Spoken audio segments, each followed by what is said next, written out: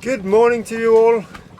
Coming to you with the Learning by Doing episode this week from the town of Calabahi on the island of Alor.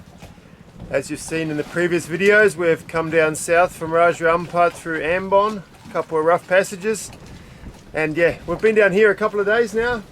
Had a little bit of a cold and just sitting on the boat getting some work done. And today is the day that we're going to go and explore a little bit the region around here. And yeah, we're just getting ready. I've rented a motorbike. It's waiting over there on the beach.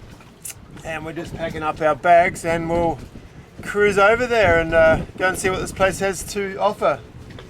Come along for the journey.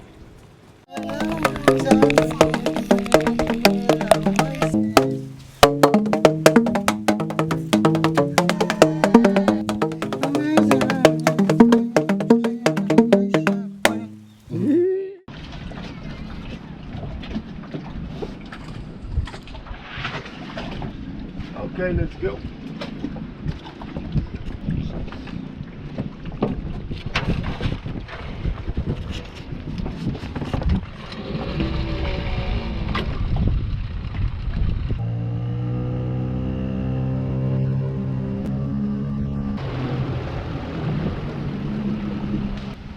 There's our little beast for the day.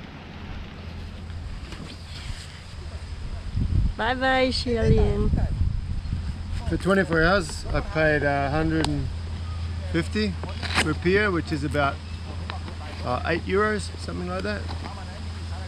It's a little bit much, a little bit more than some places you pay, but here's what it is, still pretty cheap.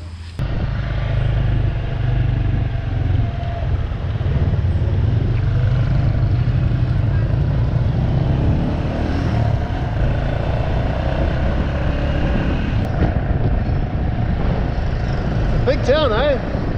Yeah, very big.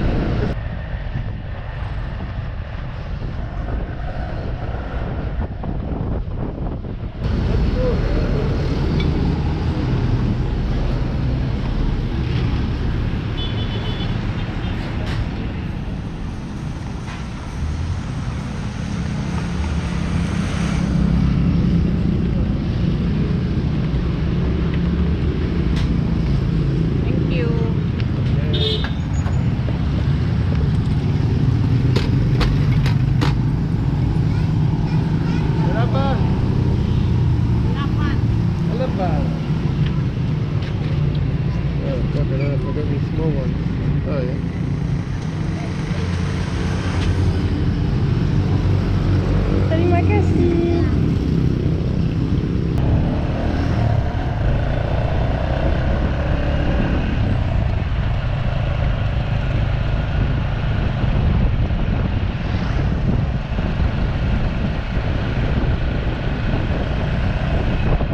There's the rubbish place. I don't think so. Maybe it was after. Maybe the next one. This is not the way. Go up a little bit more. We've climbed up this hill on the little motorbike. It's a bit of a sketchy road, but all good. And this is Takpala, traditional little village up in here. So we're going to go and check that out.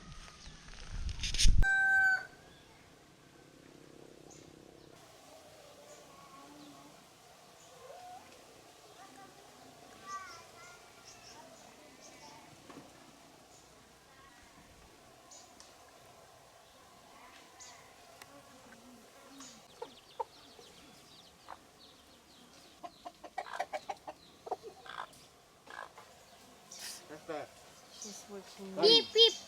They're up here in Takpala, a traditional village, and they have their own language and everything up there. And it's a lot like old villages everywhere in the world. There's only 7 families remaining up here because yeah, it's hard to make money obviously, and but yeah, they've been giving us some coffee and local cigarettes, and now Marie's going to buy a few of their homemade things here. Pretty cool place. But yeah, Marie forgot to bring her wallet, so she's going to have to do the dishes or clean something or maybe babysit. Anyway.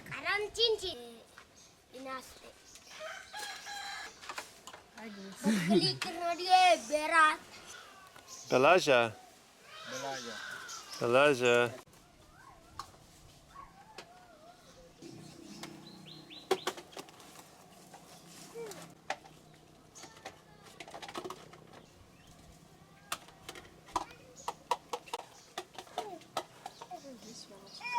Beautiful.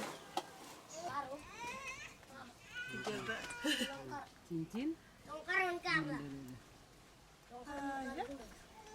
You have to ask how much they are first. But I don't know how to say how much, babe. You haven't got any money. You're going to have to do the dishes. Kaca dibawa. What is the how much? Barapa. Kalapa. Atau dah 100. What is the Latin? Itu. 100.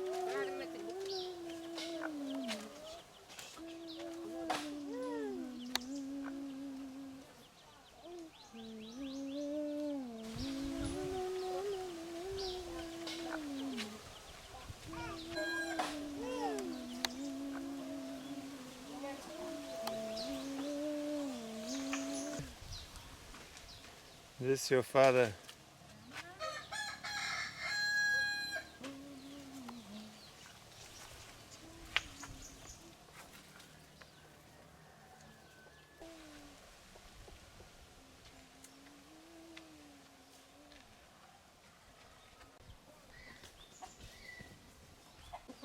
They could fit 2 people in there.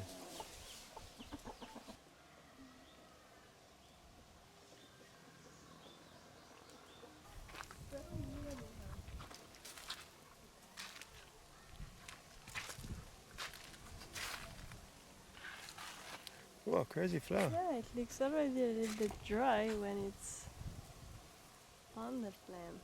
It's crazy. So in Saas-Fee in Switzerland, where I go snowboarding, they have old storage huts for hay and things. They use the same system, but they use rocks. And here they use big slabs of round wood. It's to stop the rats climbing up into the main place where they keep their corn and cassava and all that sort of stuff.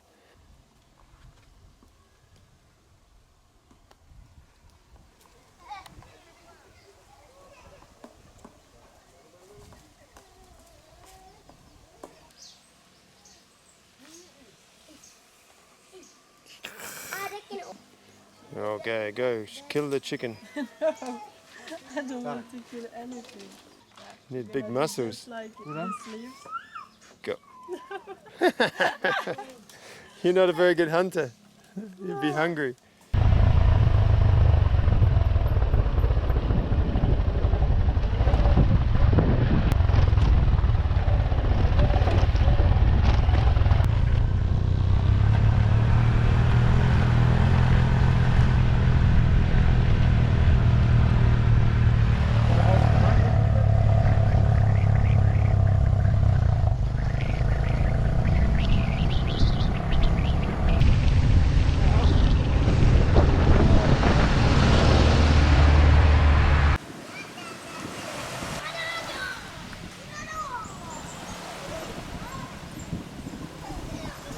So I've got the drone up in the air and it's super scary.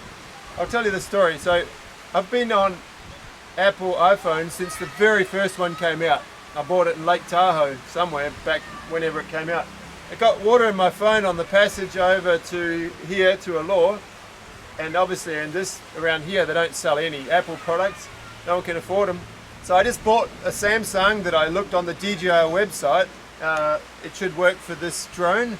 I just basically wanted to have a phone so I could fly my drone. And so I'm flying it the first time with this, and it works, but this is the best Samsung I could buy here. It's a S20A. It came out last year. It should be quite good, but the technology in it I think is more than 10 years old. It's super shit. So when I fly, you can't really see it on the screen, but it's like a 3 or 4 second delay of the like processing power of this phone. So you go close to a tree and you know the drone was already there 5 minutes before you were close to it. It's so dangerous. So yeah, some of this drone footage in the next few videos until I can get to Bali and buy an Apple. It might be a bit not quite as good as I normally do, just because I can't take risks at the moment, because really I can't really control this drone very well. It's like such a delay. It's pretty frustrating. Anyway, I'm coming into land now. I'll see if I can not crash.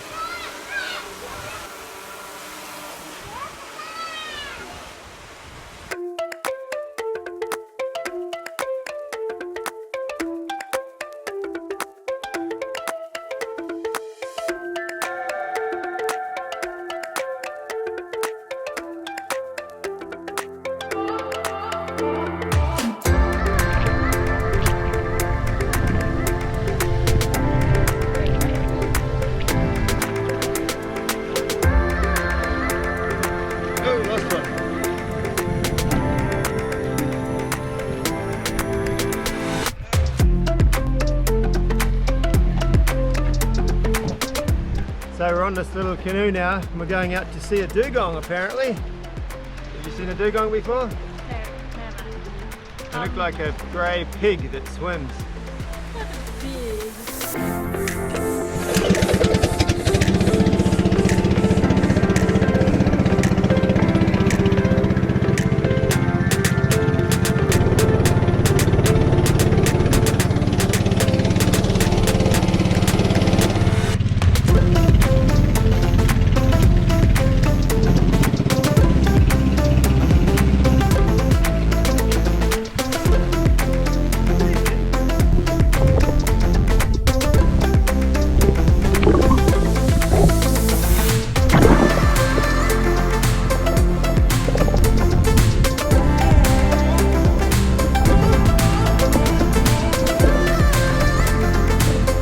First dugong sighting. Yeah. Super fast.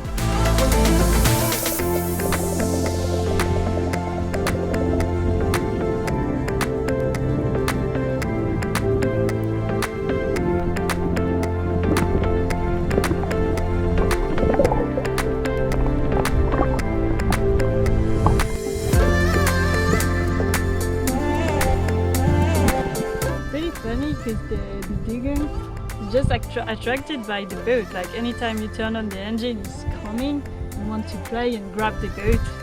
Oh, he just hit the boat. Looks like he's thumping it.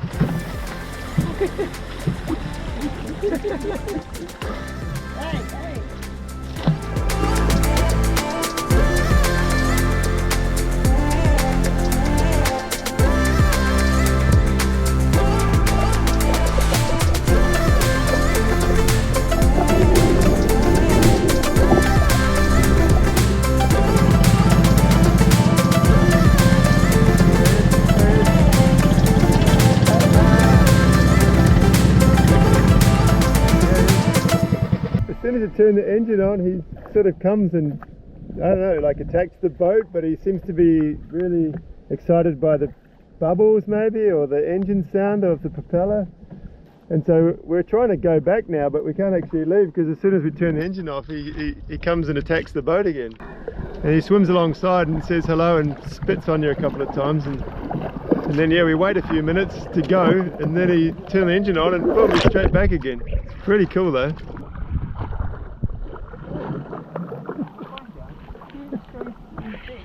Oh yeah?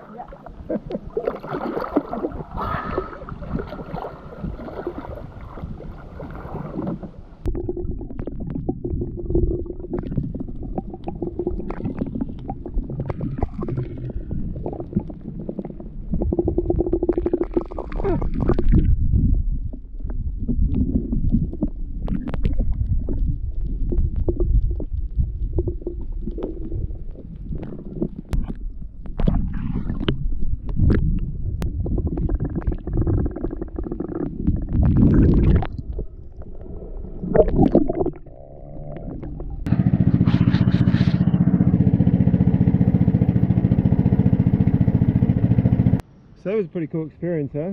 Yeah, super pleasant. But you know, like one thing you have to say, when we came in the gate we paid 10,000 and we thought, oh, that's really cheap, and oh, you can go and see the dugong. We're like, well, that's super cheap. So we went out there and we were both talking like, oh, that was super cheap, this is such a cool experience for that. And then we come back in and the boat guy's like, oh, money, and I'm like, okay, yeah, okay, how much? And he's like, 500,000, which is like 50 Australian bucks. It's not really the price, because like for the experience, 50 bucks is all right, 25 each. But the fact that here it's a lot of money, you know, that's a whole week's wages for that guy, well, for any guy. And the fact that they don't tell you in advance, you know, they just take you out thinking that, you know, this is how much you're going to pay, and then it's like, okay, well, that was just the entry to go.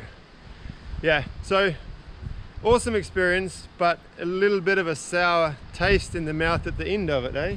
Yeah, no, it's not really fair. Like, even like at the beginning, if I know the price, I'm okay to pay because it was like super good. We stayed 1 hour with the Dugong, but just like it's sneaky to not saying the price at the beginning. Yeah. So yeah, cool experience, and if you come to Alor, I would recommend actually going to see this. Dugong's freaking awesome, but just be aware that there are, yeah, you have to pay twice, and the second time is a lot more. Anyway, all good.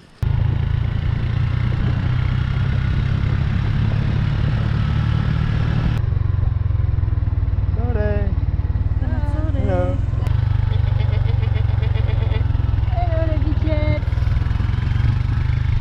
Pretty cool. This is the bay we came in. We sailed up this fjord here, and yeah, we're anchored over there, and pretty sweet spot, just in this little lookout tower here at the end of the day. Pretty awesome. Anyway, we hope you enjoyed that video. Pretty cool to discover stuff on land again after sort of being stuck on the boat for the last 3-4 months, but really cool. A lot of nice people here, cool experiences, totally different landscape and environment, and humidity is way less than Raja Ampat, and more comfortable and nice to sleep at night with a bit of cool breeze, and yeah, beautiful. We're having a real good time, Marie and I. Yeah, just want to say thanks to the patrons again, the new ones that have jumped on board. Thank you so much for supporting this little journey that we're on. Hope you'll enjoy the coming episodes, and yeah, see you next week. We might still be here. We love it that much. Bye bye.